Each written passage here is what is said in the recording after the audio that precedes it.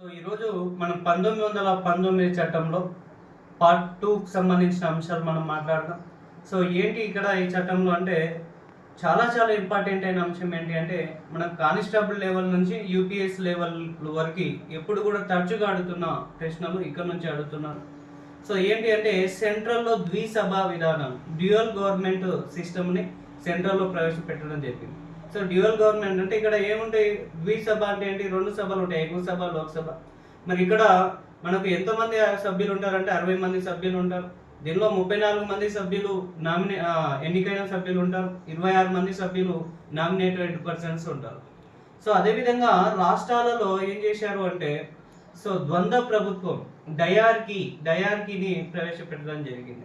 Direct అడుగుతాడు, సెంట్రల్లో ఏ విధానం ప్రవేశపెట్టారు, రాష్ట్రాలలో ఏ విధానాన్ని ప్రవేశపెట్టారని డైరెక్ట్ అడుగుతారు. సెంట్రల్ అయితే ద్విసభ విధానం, రాష్ట్రాల్లో అయితే ద్వంద్వ ప్రభుత్వం డయార్కీ అంటాం.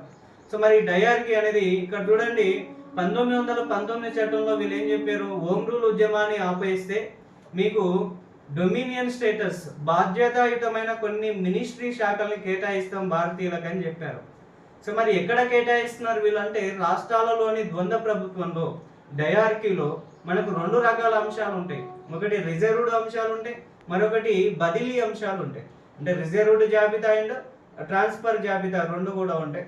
మరి రిజర్వ్డ్ జాబితా ఎవరికి కేటాయించారంటే బ్రిటిష్ వాళ్ళకి కేటాయించారు, బ్రిటిష్ కౌన్సిల్ ఆఫ్ మినిస్టర్ కేటాయించారు.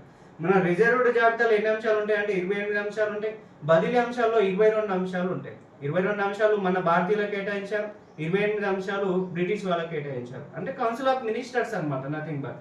మరి ఇక్కడ రిజర్వ్ జాబితాలో ఉండే అంశాలు ఏంటి అంటే శాంతి భద్రతలు ఉంటాయి, నీటిపారుదల ఉంటాయి, భూమి శిస్తు ఉంటుంది, న్యాయం ఉంటుంది, పరిశ్రమలు ఉంటాయి. ఇవన్నీ కూడా ఎక్కడ ఇచ్చారు అంటే రిజర్వ్ జాబితాలో ఇచ్చారు. మరి బదిలీ జాబితాలో ఉండే అంశాలు ఏంటి అంటే స్థానిక సంస్థలు, వ్యవసాయము, ఎడ్యుకేషను, పారిశుద్ధ్య అంశాలు ఇవన్నీ కూడా ఇచ్చారు. అయితే ఇక్కడ ఏముంటుంది, రిజర్వ్ జాబితాలో ఉండేవాడికి అధికారం ఉంటుంది, బాధ్యత ఉండదు.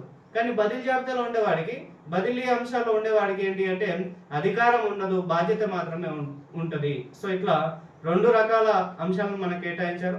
సెంట్రల్ అయితే ఏంటి అంటే ద్విసభ విధానం, రాష్ట్రాల్లో అయితే ద్వంద్వ ప్రభుత్వం, దీనే డయార్కీ అంటాం. చాలా చాలా ఇంపార్టెంట్ అయిన అంశం, మనకు తరచుగా క్వశ్చన్ అడిగారు. కాబట్టి దీన్ని జాగ్రత్తగా గుర్తించుకోవాల్సిన అవసరం ఉంటుంది. Thank you.